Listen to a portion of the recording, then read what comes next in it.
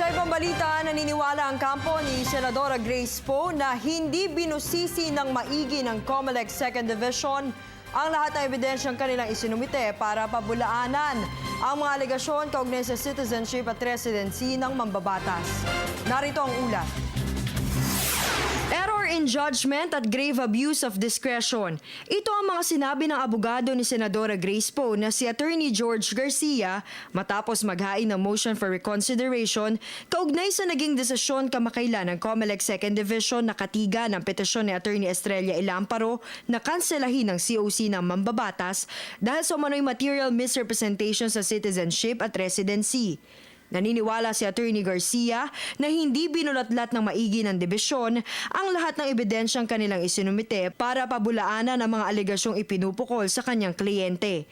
Sinabi ng abogado na kanilang idinatalye ngayon ang mga pruwebang naabot ni Poe ang 10-year residency requirement para tumakbo sa pagkapangulo. So pinakita namin yung lahat ng 3 requisites na yan na sinasabi ng saligang batas, sinasabi ng desisyon ng Korte Suprema ay present kay Senadora Grace Poe.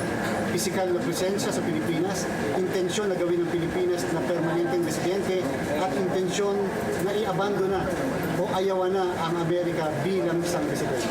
May mga ebidensya rin si Attorney Garcia kaugnay ng natural born status ni Poe. Kami po ay nagtalakay pa rin ng issue ng citizenship sapagkat hindi nga po sinabing nagsisinungaling kami o hindi nga po sinabing wala kaming representation, pero ang problema, nagtalakay naman po sila ang COMELEC Division patungkol sa issue ng citizenship at parang sinasabi nila na kami ay stateless o kung hindi man ay naturalized. Sinagot na rin ng abogado ang panibagong paratang ni Attorney Ilamparo na intentional umano kay Poe na i-misrepresent ang kanyang citizenship at isa sa mga patunay rito ang kanyang dual citizenship petition form kung saan idineklara niyang dati siyang natural-born Filipino at isinulat ang mga pangalan ng mga kumupkop sa kanya na sina FPJ at Susan Roses bilang mga tunay na mga magulang. Siyempre naman po, ang pagka po kayo magpa-file ng iyong sa Bureau of Immigration and Deportation, siyempre sasabihin mo doon kung sino yung mga magulang mo as declared mo. Nilagay po lang niya kung sino yung mga magulang niya. Mali po bang ilagay mo kung sino yung mga nakilala mong magulang